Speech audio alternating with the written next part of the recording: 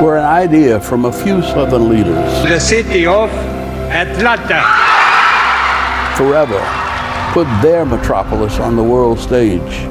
And where else could a black man not only chip away at baseball's color barrier, but hammer right through it? Our city's history is great, but those who live it today hold the promise of a brighter tomorrow.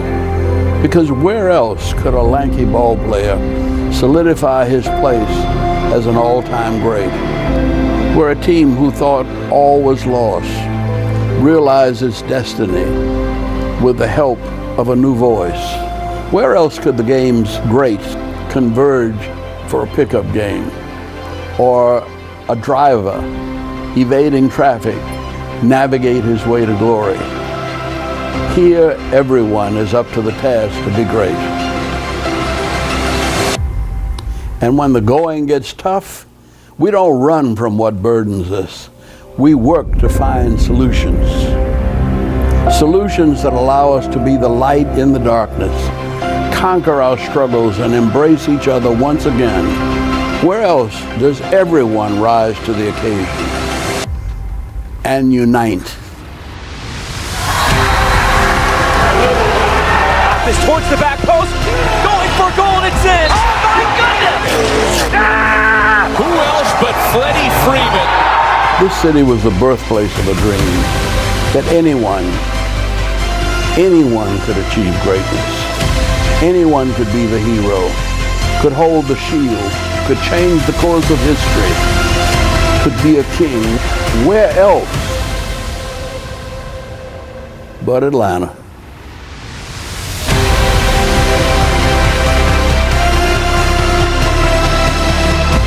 Coming to you from the 11 Alive studio in Midtown Atlanta, this is the 16th Annual Atlanta Sports Awards presented by the Atlanta Sports Council. I'm Jeff Hullinger, and we are honored to be able to recognize the athletes, coaches, and teams that persevered and made 2020 one of the most memorable sports years in Atlanta history. It came during a time in which we all have had much to overcome. Our athletes gave us moments of joy and inspiration, proving that anything is possible. But also, this year, we learned more about the power of sports, that it is indeed a unifier, even in the best and the worst of times. It's those moments that have us jumping up and down together, high-fiving, and bringing us closer, too.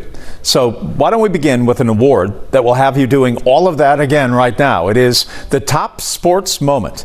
Here are the nominees. Top Sports Moment, sponsored by Mercedes-Benz. Elliott wins it all. Chase Elliott won his first NASCAR Cup Series title at Phoenix Raceway, joining his father Bill as a stock car champion. The Dawsonville native is just 24 years old, the third youngest champion in NASCAR history. DJ dominant at Eastlake. Dustin Johnson capped off an incredible season with a 21-under win at the Tour Championship, holding off Justin Thomas to win the FedEx Cup and a cool $15 million. Freeman's walk-off winner. Braves and Reds in the first of 3 wildcard series. Game 1, scoreless after 13 innings until Freddie Freeman drove in the walk-off winner, propelling the Braves on their playoff run. Five Stripes homegrown connection. Douglasville's George Bello made his mark in the CONCACAF Champions League, setting up Jackson Conway, another homegrown player, for Conway's first ever professional goal in a 1-0 win over Club America. The winner of Top Sports Moment is Freeman's walk-off winner. And the Braves have won it.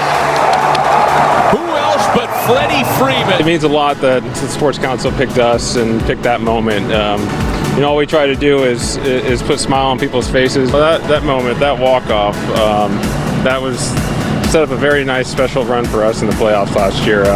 When you have something like that going through your head, and you want to be in that situation, you want to have the chance to be able to be a hero in a playoff game. And I think that's when you're 8, 9 years old, that's all you're talking about is a 3-2 count and stuff like that, and Game 7 of a World Series. And even though that wasn't the World Series, still the playoff, and to get that big hit like that, it's something I'll never forget. It was kind of a crazy year, and I think all of us needed that walk-off. Braves country needed it. They were watching us through the television, and for us, we could feel that excitement. That was the first time we were able to have our families here in the stands too, and we could hear the battery and the Omni going crazy. So having that walk off and just having that for a moment for Atlanta, that was special. Hi, I'm Dan Corso, President of the Atlanta Sports Council, and welcome to our 16th annual Atlanta Sports Awards, produced by our partners at 11 Alive. The Atlanta Sports Awards serves our purpose at the Atlanta Sports Council to drive economic and community impact through the recruitment and hosting of the biggest sporting events in the world, including Super Bowls, NCAA Men's Final Fours, and our current bid for the 2026 FIFA World Cup. The Atlanta Sports Awards also is that time of year where we can gather and look back at all the great people, organizations, and moments that make our sports community so special. And that's especially important during these troubling times of a global pandemic. Now, there's no way that this event could be possible without the support of our board of directors at the Atlanta Sports Council, many of whom are sponsors of this event, and we thank them for that support. We've got a great lineup in store for you tonight with 11 Alive. They've produced a great show, including a special feature on work done, Atlanta Falcons legend, who will receive our Lifetime Achievement Award presented by Coca-Cola. Again, thank you for tuning in. We appreciate your support, and please be well. My name is Raven Johnson. I go by Hollywood. I am an alumni at Westlake. I go to University of South Carolina. Well, I like to win. I don't like to lose, as you can tell. Your Team 1-1 Outstanding Athlete of the Year, Raven Johnson. I was the winner of the Team 1-1 award. Winning it as a junior, I was very shocked, but that actually gave me confidence and motivation to keep going. We got a 4-peat, which is hard to do. Also won a national championship. We were to put on for the Peach State. It's time to find out who's the best athlete in Metro Atlanta. Here's the nominees.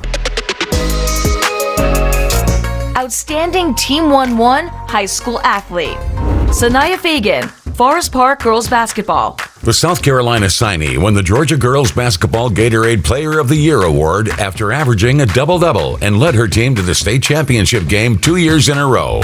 Brady House, Winder Barrow Baseball. The 18-year-old shortstop was the top high school baseball prospect out of Georgia following a senior season in which he batted over 500, had 52 runs, and 8 home runs. Jabari Smith Jr., Sandy Creek Basketball. As the son of a former professional basketball player, the 5-star forward helped Sandy Creek accumulate a 21 game-winning streak and reach a spot in the state championship. Brock Vandergriff, Prince Avenue Football. The future UGA quarterback led the state in passing yards and touchdowns and led the Chargers to its first state title, taking down the 5-time defending champions along the way. The winner of Outstanding Team 1-1 High School Athlete is Sanaya Fagan, Forest Park Girls Basketball. It's an honor. It's a blessing. It's just giving me more stuff that I feel like that I need to work on. Like I know I'm not there yet, but it's just giving me like more stuff that I feel like I need to work on. I want to thank my family for getting me through the hard times. I want to thank Forest Park period for always having my back when it came to certain stuff. As you can tell, state championship game, we were down. I ended up fouling out third quarter, and the team just took over. Still being able to play my senior year, I'd probably say that meant the most to me. As of right now, I'm in Washington, D.C. About to go to New Jersey, Spain, for USA basketball. I made the team. What I'm doing to work on myself, just playing hard, putting my trust into the Lord, just doing whatever He puts in front of me.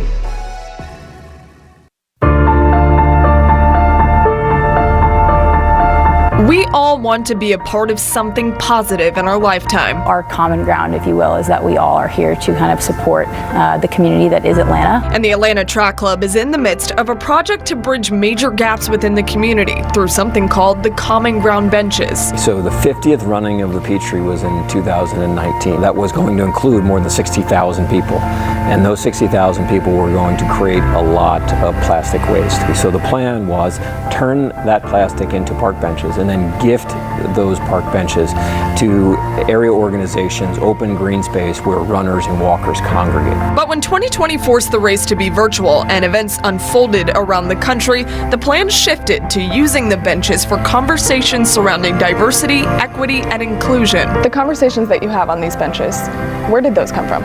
In 2020, when Ahmaud Arbery was killed, we all recognized that he was murdered while running. That allowed our organization to step into a conversation that was relevant for the running community. Now we have been able to kind of see through these conversations with running being that common ground thing, people recognizing that the experience of being able to do it is not the same for everyone. These conversations must happen to understand what is that baseline understanding. It's now time to really confront, to have the conversations, to listen, to learn, to self-reflect. I appreciate that you're having this conversation and open to hearing the true dialogues and our experiences of not only running while being a minority, but living as a minority. The human race is very important, and we have to make sure that the Black Browns are heard, are treated fairly. So I appreciate you doing that, and I'm glad that you have an eye to be able to notice that, because there's a lot of people that turn a blind eye and act like that's not a problem. I think there's a little bit of similarity there between running and taking on the issue of racism. It's not a sprint, it's a marathon, and we're here for the long haul. Do you feel like in doing this you've learned more about the runners specifically in this community?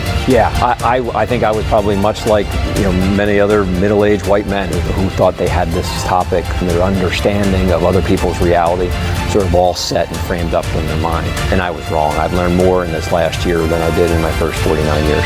Folks who have been a part of these conversations are looking to create a better Atlanta in terms of racial equality. Being able to be vulnerable, to allow people that opportunity to understand why I am the way I am. You almost take a breath of fresh air to finally be seen. When things aren't going right, coaches are the most scrutinized people around. But when things go well, they evolve into geniuses. And 2020 brought new challenges, and the teams that overcame them better than the rest had great coaches leading the way. One of the best coaching groups in Atlanta history is here right now. Let's see the nominees for Outstanding Coach. Outstanding Coach, sponsored by the Home Depot. Brian Snitker, Atlanta Braves. The 2020 Baseball America Manager of the Year took the Braves to the NLCS while dealing with the shortened season and a myriad of rotation issues. Nell Fortner, Georgia Tech. In her second year, Fortner led the Jackets to a 17-9 campaign, advancing to the Sweet 16 of the NCAA tournament. Tech finished the season ranked 22nd in the coaches poll. Joni Taylor, Georgia. After going 21-7, the Dogs earned their highest NCAA tournament seed since 2007. Taylor was named SEC Coach of the Year and was a National Coach of the Year finalist. Joss Pastner, Georgia Tech. The Jackets finished the season 17-9, beat Duke, North Carolina, and Kentucky in a single season, and won the ACC tournament, earning a return to the Big Dance for the first time since 2010. The winner of Outstanding Coach is Nell Fortner, Georgia Tech. I'm very humbled by it, and thank you for that. But what it tells me the most is that I've surrounded myself with a phenomenal staff, and because we definitely, you don't do things by yourself. As a head coach, it takes everybody, and this staff is fantastic. The campus of Georgia Tech, how they kept us safe with their testing protocol, being able to get our test results back quick. Look, the academic community of Georgia Tech, they rose to the occasion and stepped up big to the plate. And we say thank you to them. It was a fantastic season. In our second year here at Georgia Tech with this staff, we made great progress. So to get to a Sweet 16 in our second year, incredibly proud of everyone's effort. It means a tremendous amount to our program, because this is the standard that we've set. We want to be top 25 every year. We want to have an opportunity to win an ACC championship every year and to compete for a national title. Oh my gosh, I love Atlanta. I love Midtown where we are. There's so much to do. So if you can't get out to a Georgia Tech women's basketball game, I know there's a lot of other things going on. And I know that we try to do that too, to take advantage of the Fox Theater, all the professional events here, and of course the restaurants. There's some phenomenal coaches in this city. So all I can say is thank you, and I'm extremely proud of what we were able to accomplish. Coming up, more awards, including Top College Athlete, as the Dogs and Jackets go head-to-head. Plus, She really took on a leadership role. She looks to help people on the field and real life. When the world was shut down, one North Cobb lacrosse player didn't stop and found a way to help those in need during the pandemic with a blissful touch, too. The Atlanta Sports Awards continue next.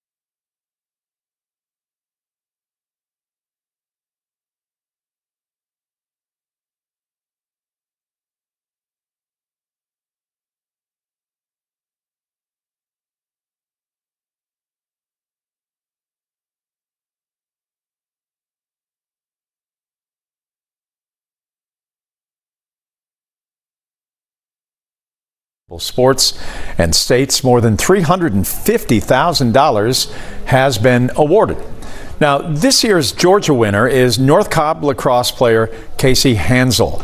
And when the COVID-19 pandemic hit, Hansel didn't stop, but thought of an out-of-the-box way to lend a helping hand through blissful boxes.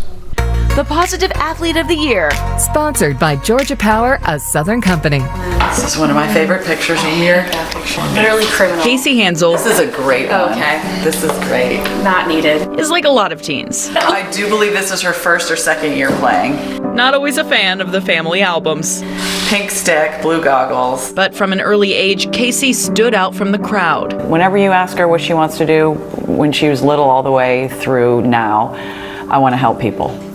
So that's just been in her nature from the get-go. That translated easily on the lacrosse field as Casey quickly became a leader and shining star. She really took on a leadership role and almost became like a second coach on the field at times. She looks to help people on the field and in real life. And so to Casey's coach, her family, and everyone who knows her, this was no surprise. Hand sanitizer, my combs. I basically make hygiene packages for women in need. The project started small, with Casey just gathering small hygiene products from around the house and bringing them to Atlanta area homeless shelters. I thought, hopefully I could find some stuff, around the house and maybe around the neighborhood. I had no idea it would ever become this big. Casey went from raiding the medicine cabinets to raising over $1,500, and Blissful Boxes was born. Toothbrush, toothpaste, prepackaged snack, a deodorant, 4 feminine pads, and then 3 tampons. Each box filled with necessities for homeless women.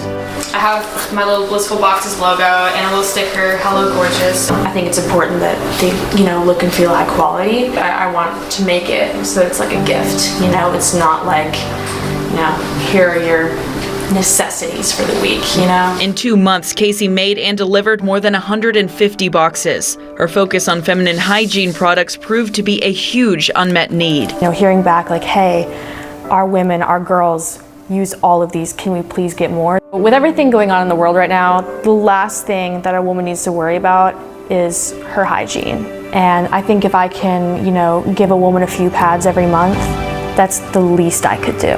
Casey's putting a wrap on her summer project for now while she heads to college in Ohio, where, naturally, she'll play lacrosse and continue finding ways to serve. What's the mom lesson you want her to take with her? I think we're to the point now where she just teaches me everything. I've taught her all I can. So, yes, in many ways, Casey's just a kid from North Cobb who groans at old photos. Love it. Glad you do. But in a million other ways, she's a leader worth cheering for. Helping others, that's what I'm on this earth to do. So this is really just the beginning of it.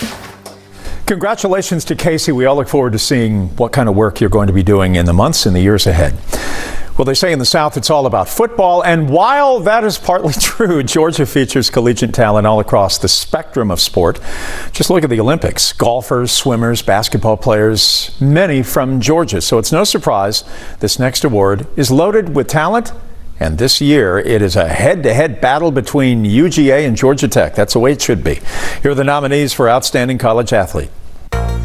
Outstanding College Athlete, Tyler Strafacci, Georgia Tech Golf. The grandson of a golf champion, Strafacci continued the family legacy, winning the U.S. Amateur in 2020, etching his name on the same trophy as fellow Jackets Matt Kuchar and Bobby Jones.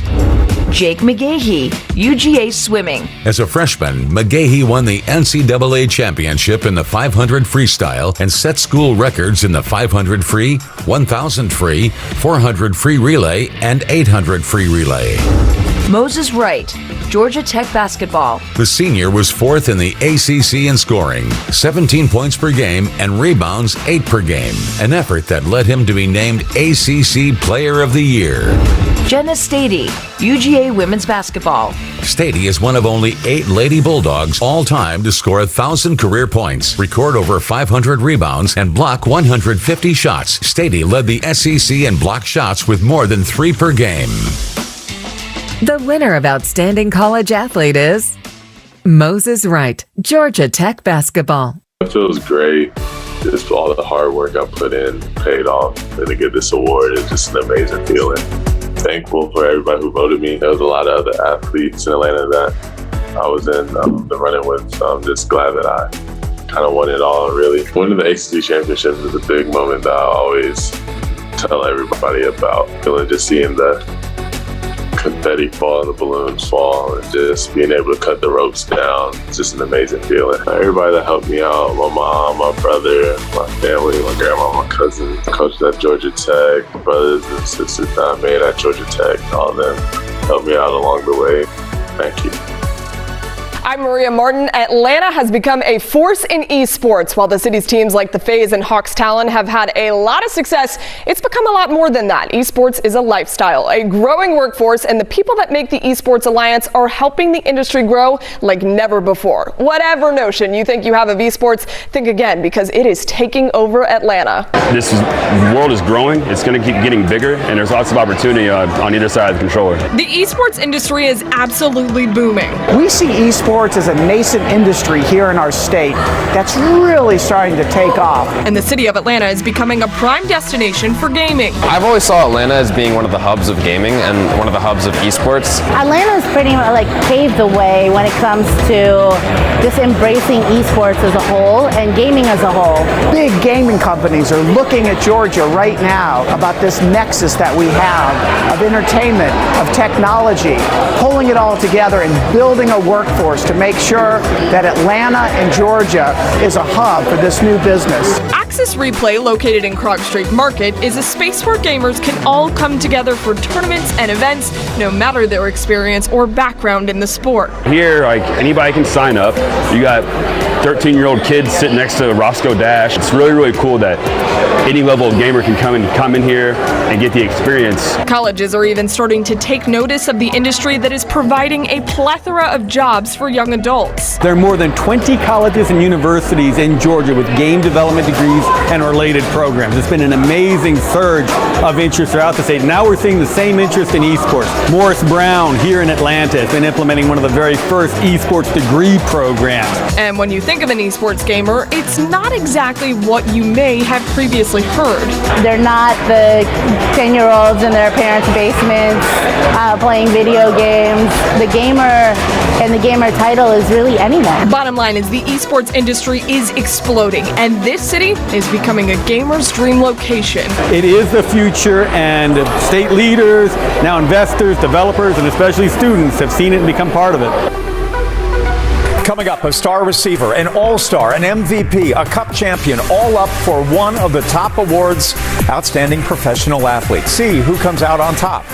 Plus, former ambassador to the United Nations and Atlanta sports fan, the former congressman and mayor of Atlanta, Andrew Young, joins the show. We will explore how sports has been a unifier in our city and remember one of the city's greatest sports legends.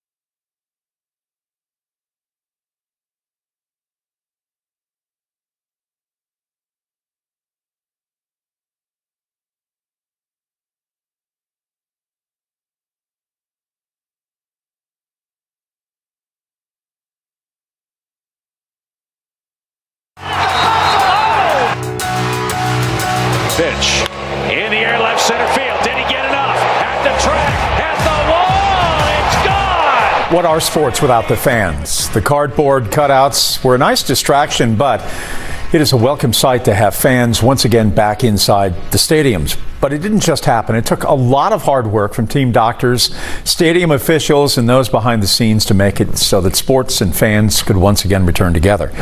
Tonight, we award the Unsung Hero Award to all those who helped sports return, including 3 representatives from the Braves, Mercedes-Benz Stadium, and the University of Georgia. The Unsung Hero Award, sponsored by the Arthur M. Blank Family Foundation. We were working pretty much around the clock. It was a 108-page memo, kind of digest it and put it into action. Vaccination site, we were open every single day, and we knew this was not a race, this was going to be a marathon. Every decision we're making is a safety and health and well-being. It was an interesting time. It was definitely challenging, but we learned a lot from it too. Initially, there were some cardiac concerns, so working through those, had to take a critical look with the Department of Health and change our meeting areas, change the way we fed, change the way we hydrated. So it's really made us take a critical look at our operations overall. So we put together a 14-person task force, which was a really interesting group. We had public health officers, we had team physicians, we had athletic trainers. And the nice thing about it, everybody's looking through different lenses. As time went on and we gained more information, we could make more sound decisions. If you look, many times the SEC was the last conference to make a decision. But we wanted to make sure we made that decision with good information. opening day, the Braves home opener here at Truist Park. Before COVID, I was dealing with the injuries, the players down on rehab and that type of thing. I became strictly the COVID kind of police, they called me, and really just trying to make sure we could navigate it and keep guys as safe as possible. It seemed like a full season. I think going into it, a lot of people were doubting that we'd get there. There was a lot of sleepless nights early on, and the tests early on were coming back at 2, 3, 4 in the morning, trying to decipher the tests, what the results meant. Our team bought in really early to the vaccines. We've been able to do good so far. There's a lot of excitement about the grand opening of the mass vaccination site here at Mercedes-Benz Stadium. We started in late summer of 2020 of how we could be a part of the vaccination process. We knew the buildings would be very quiet until late March or April, so there's this 4-month window, and talked with Fulton County and said, hey, can we be one of those points of distribution or a pod? There's certain conditions and cooling conditions and temperature it has to be at. What other better place that has hundreds of refrigerations and coolers spread out its building, so that we knew that when the vaccine came in with our audible alarms, that we could keep the vaccine, monitor it. When I think of that number 300,452, that's a number no one could even imagine at the time. In February, I lost my father-in-law to COVID. I knew personally how important vaccinating our community is and the effects that it takes on everybody. You could just see the online or the social media take from the community that Mercedes-Benz Stadium was going to be there for them.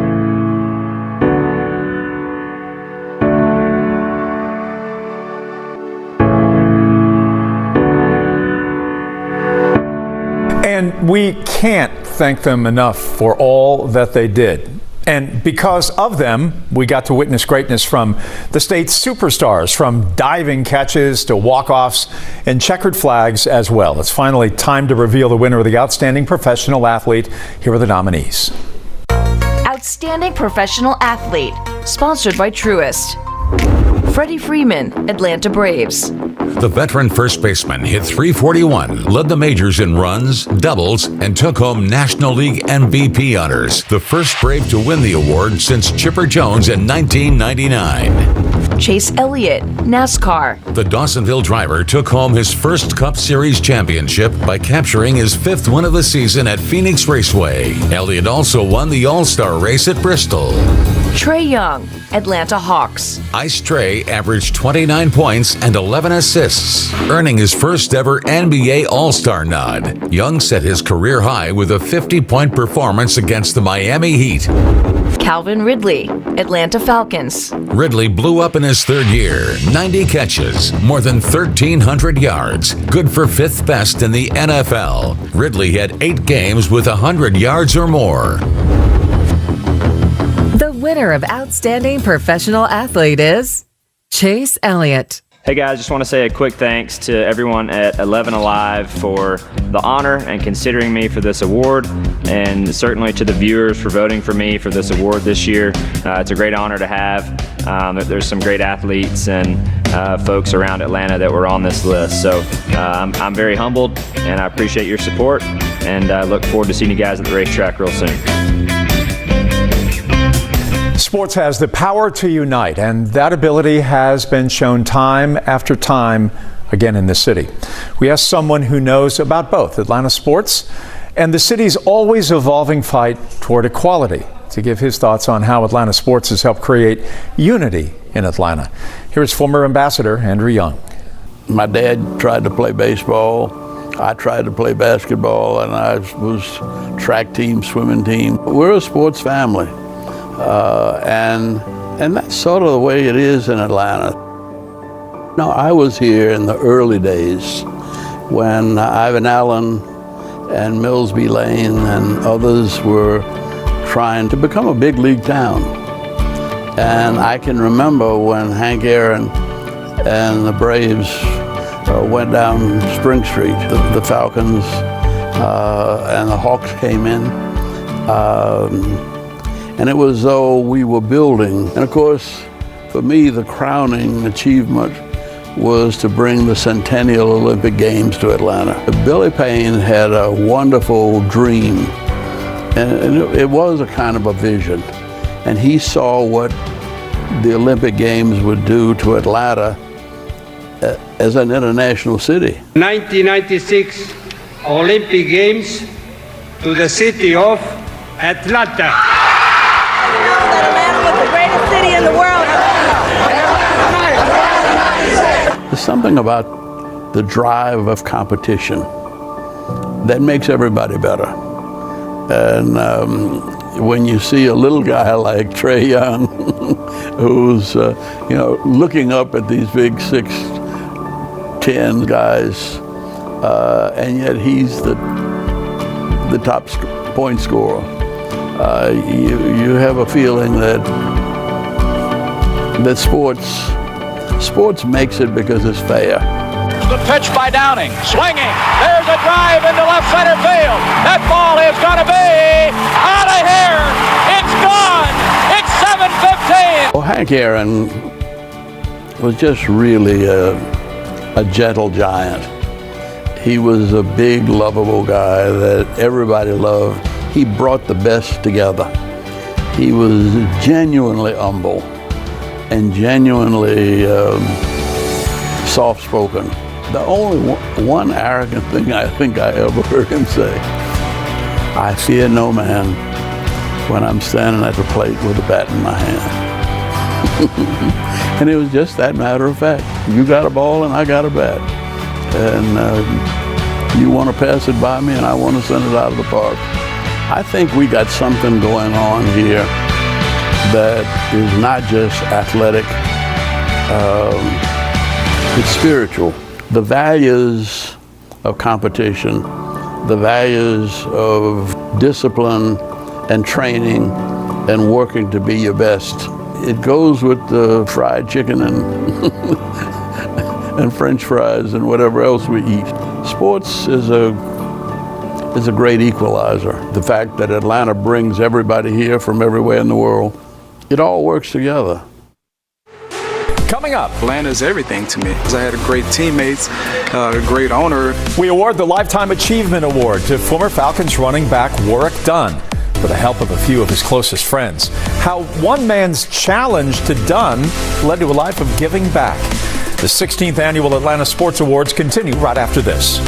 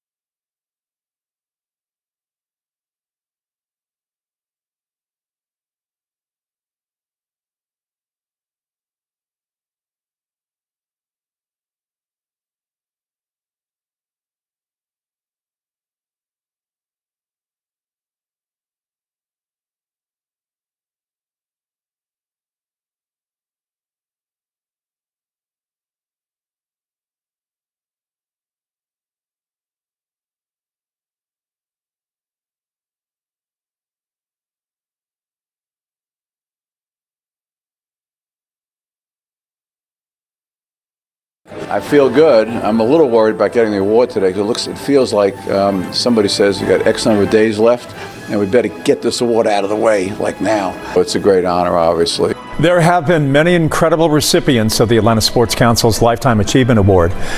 But when it comes to former Falcons running back and philanthropist Warrick Dunn, few have been able to accomplish as much as he has by the age of 46. A Hall of Fame-worthy football career evolving into a life of charity and improving communities all across Georgia and even the United States for that matter. And it was all inspired by a personal tragedy and a challenge from one man.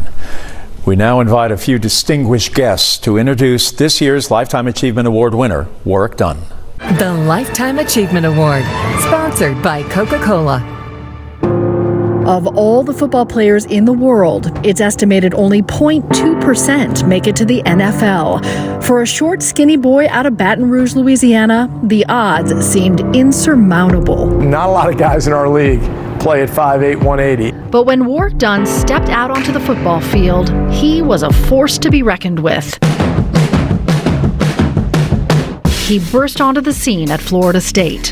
It was that Thursday night game, and Warrick made me look the silliest I have ever looked.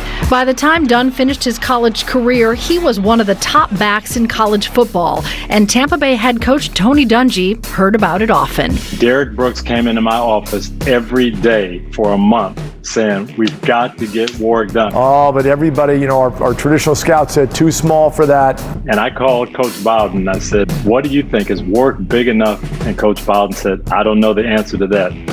All I can tell you is he's the best player we've had at Florida State. And I'm thinking, wow. Tampa Bay drafted Dunn 12th overall. 2 rounds later drafted ACC nemesis Rondé Barber. Kind of awesome to watch him succeed, knowing that I could do that someday. And he was so encouraging to me, like, man, your time will come. Your time will come. Just wait, just wait, just wait. Dunn won Rookie of the Year and finished his contract with Tampa, joined the Falcons in 2002, and rushed for nearly 6,000 yards, the 4th most in Falcons history. He finished his time in the NFL back in Tampa, solidifying what many consider a Hall of Fame career. He gained 10,967 yards at 5'8", 180. There's only 31 people in the history of the NFL that have rushed for 10,000 yards. A remarkable journey, seemingly easy, but throughout his entire journey, Dunn not only carried the weight of his teams on his back, he also carried the responsibility of caring for his family. Just after Dunn's 18th birthday, his mother, a Louisiana police officer, was shot and killed while off duty helping a business owner deposit money. Left behind was Dunn and his 5 siblings. It was just amazing to me that a man that young could put all that together and say, you know what, I've got to step up and I've got to be the head of the household. And we were all very sensitive to that, but we felt like there was no guy had handled it better than he had handled it at Florida State. And I'm looking at him at 21, and he's got 3 teenage kids, and he's doing everything. And then he's practicing, and he's learning the playbook, and he's working out. And then he's saying, I still need to do more. That desire to do more was built within Dunn when Coach Dungy gathered the rookies for a meeting. Every year, that's how I start. Hey, welcome to the team, but don't make football your whole life. I urge you guys, become part of the community. And a little while later, he came back with I know what it is, Coach. I know what I want to do. I want to help single moms. Dunn started Home for the Holidays, which partners with other organizations to build, furnish, and assist in the down payment of a home for a single parent.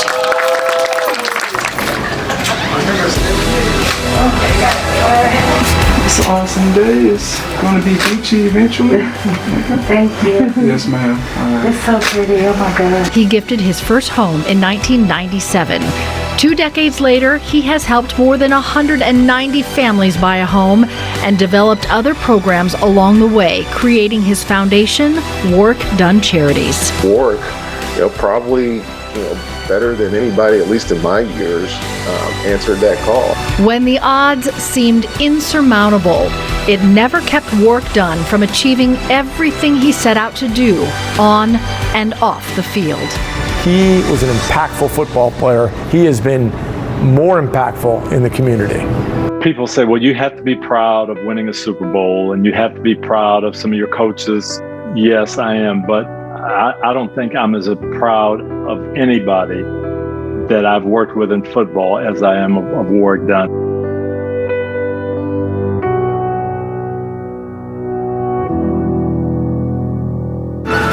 Joining us from Warrick Dunn Charity Home number 189, please welcome Lifetime Achievement winner Warrick Dunn and 11 Alive's Cheryl Preheim.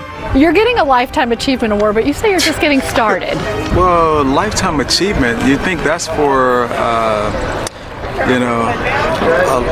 people that are a lot older, that have been on this earth a lot longer, that have done a lot of positive things. This is only the beginning.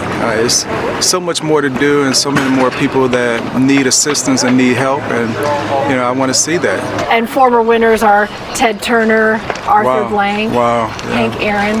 Wow, yeah, great human beings. They all love and care about their community. Mr. Blank, I think he's just heaven sent for me. Huge shoes to follow. So I have a ways to go. When you look at the work that you've been a part of up till now, what sticks out to you? What means the most? Well, when I look back,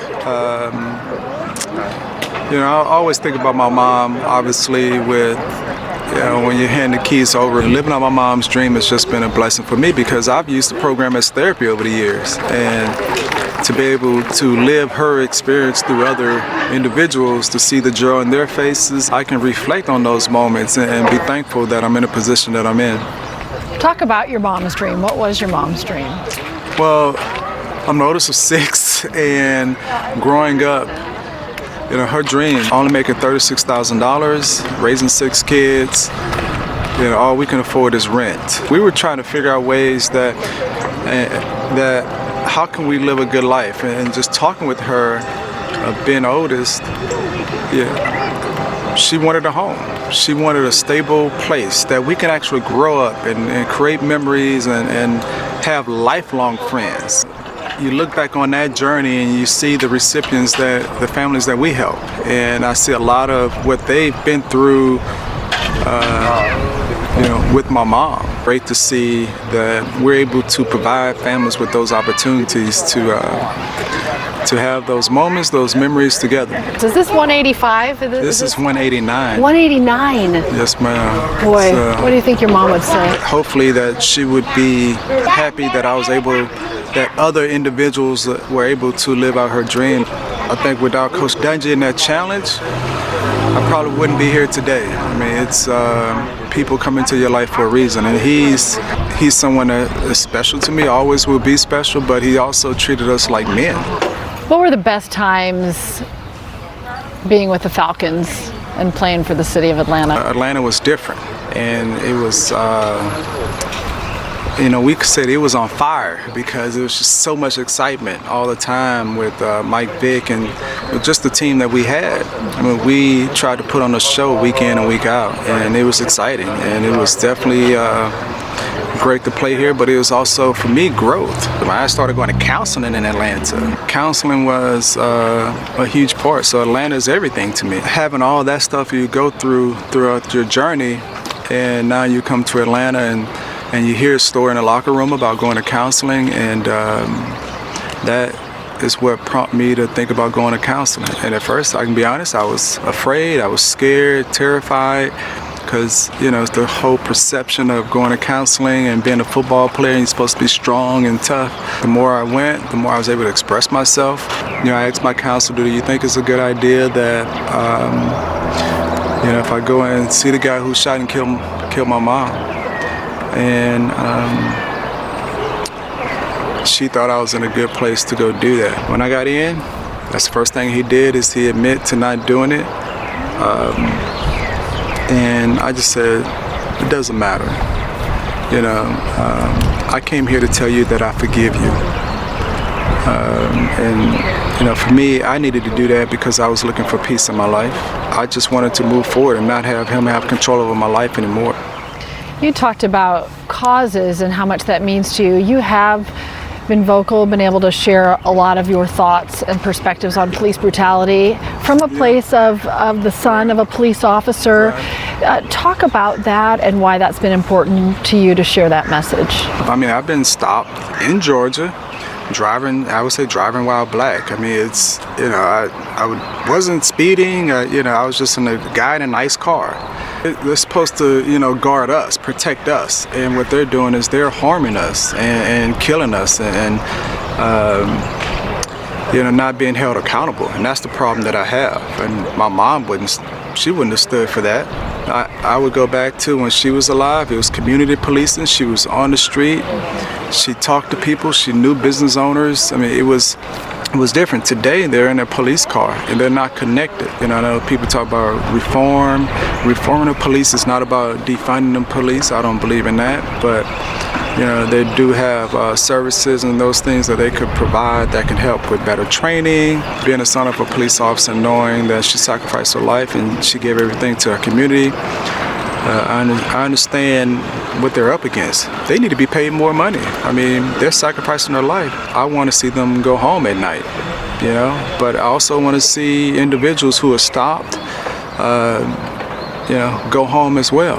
Beyond all the houses that you've been a part of to help single moms and the kids, there's Athletes for Hope. The Hurricane Katrina relief, many millions of dollars. Is it just you're always looking for a place to plug in, just always looking for an opportunity to say like this is a chance for me to? Yeah, well, I don't look at it like that. I look at it as it's a need, right? If someone's not doing it or something needs to be done, you have to speak up for it. Athletes for Hope is an organization that I started with Andre Agassi, Muhammad Ali, all these great athletes, who all had nonprofits, foundations, and who all cared about their community. And that is really about trying to encourage other individuals, athletes. You may not have the platform, but what are you doing in your community? Really just want to give people hope in our organization. We want to help people that are trying to help themselves. Nothing is free. We all have to work for it, but people need a hand up, and we try to give them that hand up. Congratulations on your award. Thank you. I still have no reason. I have no idea why, but thank you. I'll cherish it and be thankful that I'm in great company of men.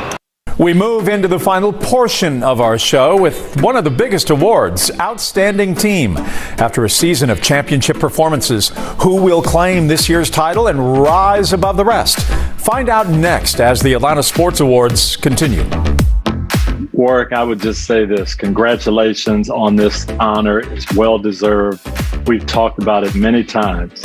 We talked about that Bible verse that says, what would it profit a man to gain the whole world if he forfeits his soul? And you have epitomized that. Warwick, first of all, man, I love you. There's nothing that you do that amazes me anymore. Everything that you set out to accomplish, you do accomplish. And I'm proud of you, man.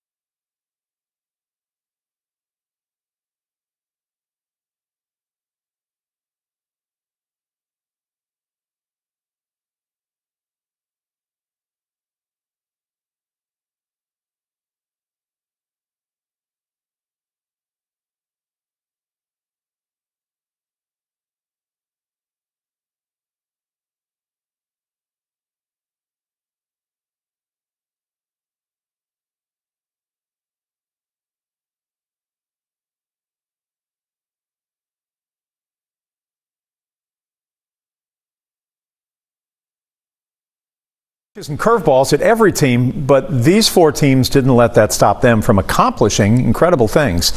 And that's at all levels, from high school to professional, but there can only be one outstanding team, and here are the nominees. Outstanding sports team. Atlanta Braves. Led by Freddie Freeman's MVP campaign, the Braves were NL East champs, winners of the NL Wildcard Series, the NL Division Series, and took the Dodgers to Game 7 of the NL Championship Series. Georgia Tech men's basketball. After being picked preseason to finish 9th in the conference, the Jackets won 9 straight on their way to an ACC title and a berth in the NCAA tournament. Grayson Rams football. The Rams win a perfect 14-0 in Georgia's largest classification, averaging 38 points per game and giving up just 8 on their way to the school's 3rd state championship. Westlake girls basketball. The Lions won their 4th straight state championship, just the 7th women's team in Georgia history to pull off such a feat, and continued their perfect season by winning the Geico Nationals. The winner of Outstanding Sports Team is the Atlanta Braves.